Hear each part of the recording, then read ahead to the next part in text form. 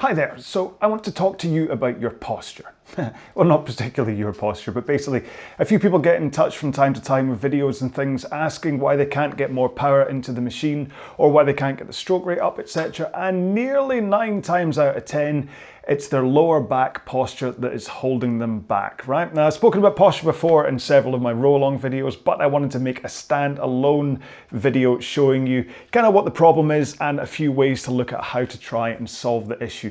Now, I'll give you a demonstration. Now, this has all been triggered by a guy called Roy that got in touch, and it was a real clear example of what was going on. So, Roy was rowing like this. Okay, hang on, let me get this right. Okay, so hips rolled backwards, tailbone underneath, and then back completely curled into a C.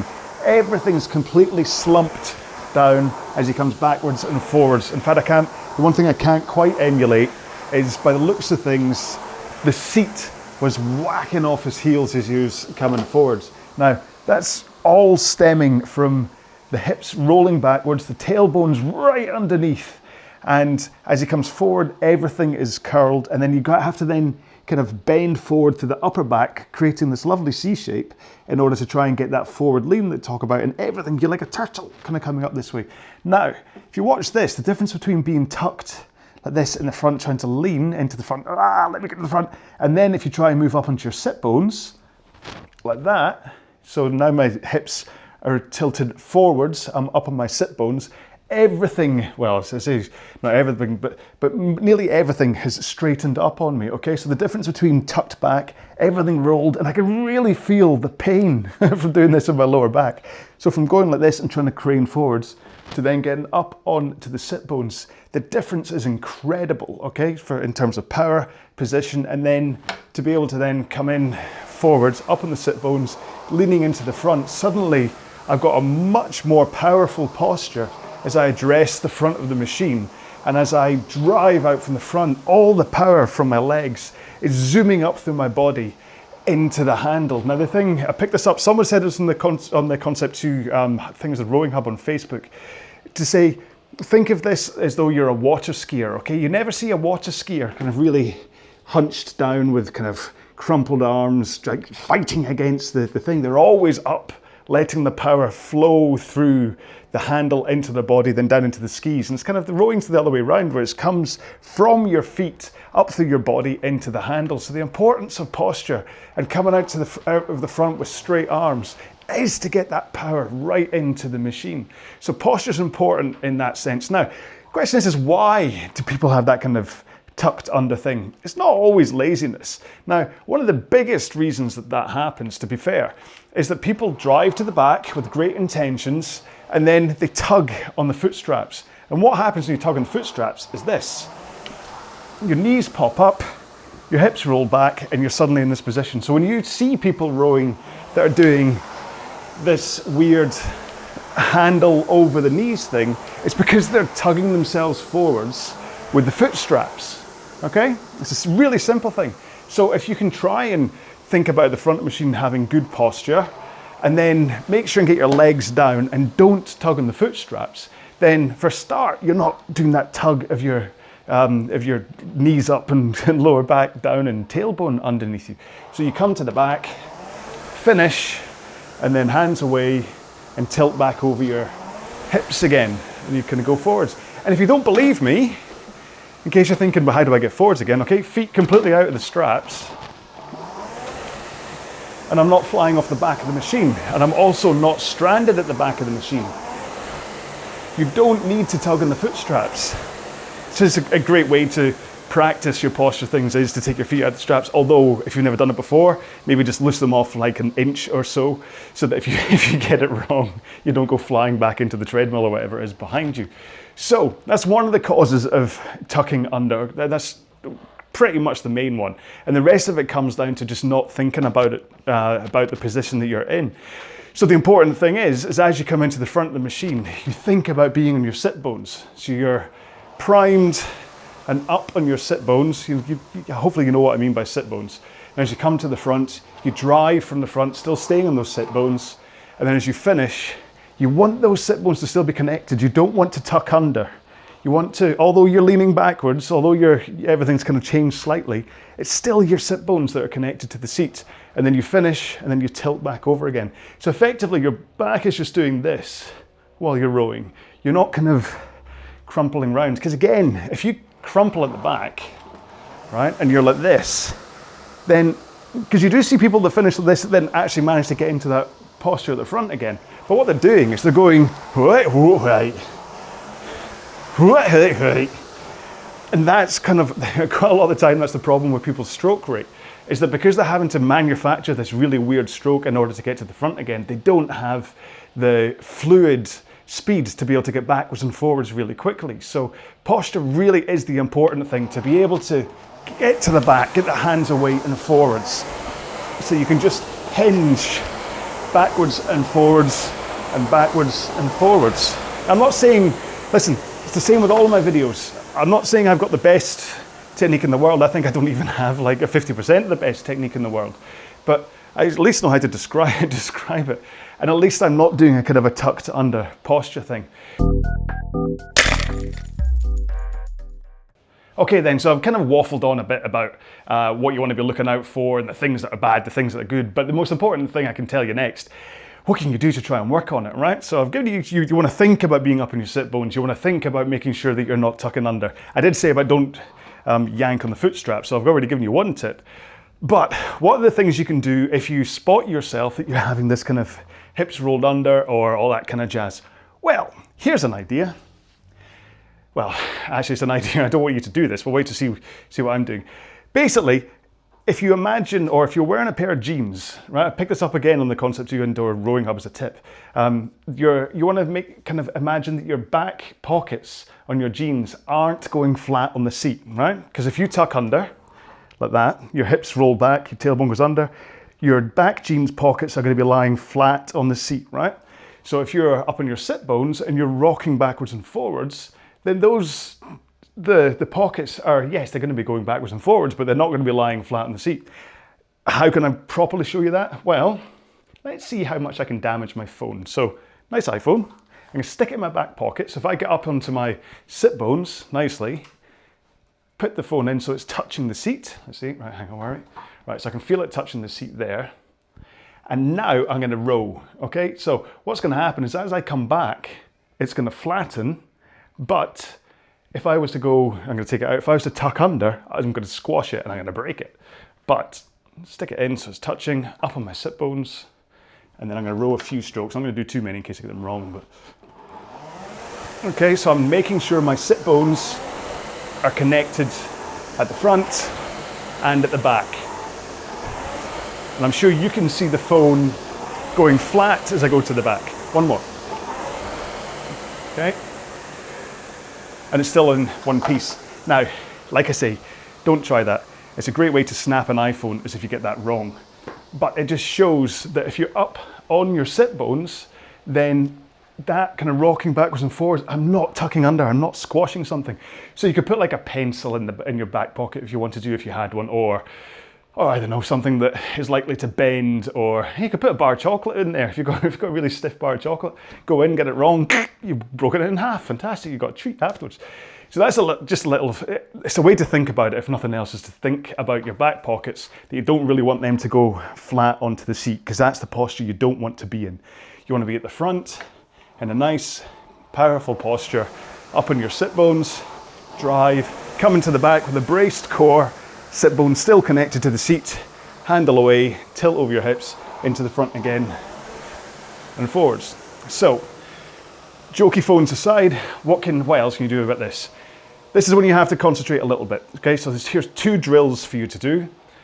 So I want you to come into the front of the machine and think about being on your sit bones. And then all I want you to do is press away lightly with your feet, but holding your position like this. So get into the front, push, okay? So am I on my sit bones? Yes. Push, push. And really what you want to do is hold everything. Hold your posture. So hold that forward lean into 1 o'clock. Keep your posture up on your sit bones, and then just press out. And like I say, you're not looking for any power here. All you want to do is connect your feet to the footrest. Your handle will then connect to the flywheel, And this is a great timing exercise as well, to work on that timing between your feet connecting with the footrest and your handle connecting with the flywheel. So you go bump, connect, and you're just holding that, really keeping that posture. And eventually, see, after about 20 or 30 strokes, if you're not used to it, you'll start to feel your muscles down your lower back starting to tire because they're having to work for the first time in ages. But really, up on your sit bones, push out, up on your sit bones, push out. If you have mirrors around you, look at yourself, see what's going on. Now I'm going to cover upper back posture in a different video, but while you're doing this, make sure your shoulders aren't up around your ears. I don't know why I'm a pirate, but I am. Okay, so you don't want your shoulders up in your ears. You don't want to be tense and gripping onto the machine, okay? You're not choking a snake to death. Nice and loose, press out, okay? Up on your sit bones, just press out. And like I say, not much power, just enough that you can feel that you're on your sit bones, right? So if you do that, say 30 times, and then row about 30 strokes or something, just to kind of loosen yourself off. And then the back of the stroke, like I said, is just as important. So here, get your legs nice and straight, loose knees, okay? So I don't want you to lock out your knees, but kind of nice, light, loose kind of bend to your knees. And then rock over your hips, pull in the handle, push out the handle, rock over your hips, okay? So you're just rowing with your arms and body, okay? And again, the important part here is that you really think that as you get forwards here, you're up on your sit bones and you launch yourself over, you're still connected with your sit bones. That's the point here. I mean, you can put the handle down. You don't have to use your arms. Just put your hands on your knees and just rock backwards and forwards. And you should feel those sit bones constantly rolling backwards. Well, not obviously your sit bones, but you're rolling backwards and forwards over those sit bones. It's a great stomach workout because you have to keep your core braced at this point. If you start to slump down, then again, your hips roll back, your tailbone tucks under. So if you've got nice, powerful, braced posture at the back, that will keep you up in the sit bones. Okay, and then just forwards, just hinging forwards and backwards. And my lay back's a lot further than I do in a normal rowing stroke there, but I'm trying to over-exaggerate that forwards and backwards tilt to try and give myself kind of as much strength as I can for doing it. But get up on your sit bones, rock backwards and forwards, really get a sensation for this, okay, rather than tucking yourself, okay? So if you tuck under, if you find you're like this, you're gonna end up having to kind of, and there's not a point, we're not actually doing stomach crunches. We're just tilting backwards and forwards. And once you get used to how that feels for your sit bones, then maybe you can then add in that rock and then pulling with the arms and then back out again. And that should hopefully, because once you start putting all this stuff together within the stroke, things start to fall apart because you're suddenly like, right, okay, oh, hands away, oh no, arms straight, oh, zombie arms, am I a pirate? What's going on?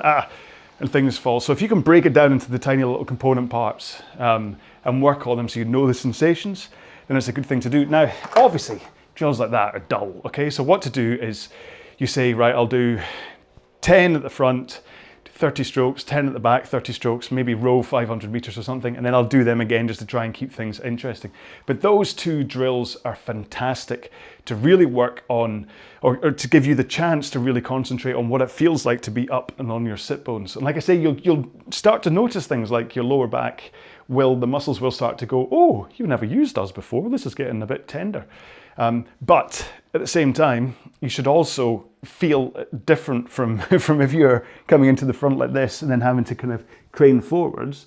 You might find that you get quite a lot of upper neck problems as you're kind of coming in like a turtle into the front of the machine. Last thing to say before we sign off, because obviously I've been talking forever about this, is do check your foot stretcher height, okay? If you're set way too high, like I'll just do that, then it gets really quite hard to get forward into that right compression. And it's almost like it promotes that, because I mean, so obviously I'm over exaggerating here, but I certainly can't get up on my sit bones and into that position I want to be with shins pointed vertical when my feet are so high, all right? So it's almost making me want to kind of have that tucked under thing. And if you're too low, well, I suppose you're going to be, it's more likely that you're going to be up on your sit bones. It's harder to slump down if you're too low, but then it just being too low often means that you can crash in way too far into the front, and then that causes its own problems. So I guess out of the two of them, if you're going to be one, then you're better to be lower than higher for more kind of fitness rowing. If you're sprinting, sometimes it's the other way around, but let's not get into that. But yeah, so that's the things to think about. I know this has been quite a long rant about this, but I kind of wanted to give you a couple of drill ideas. Basically, I wanted to give you what's the problem, what's some drill ideas, and I wanted to risk breaking my phone, which luckily it didn't happen. Okay, so anyway, so that's my rant about how the importance of trying to get your lower back posture, because it means that you can keep your stroke rate up, it means that you're able to put more power through it, and if nothing else, the risk of injury when you're rowing with your hips rolled under and you're flicking your feet and kind of pulling yourself forwards like this, the risk of injury through this entire kind of core midsection is so high.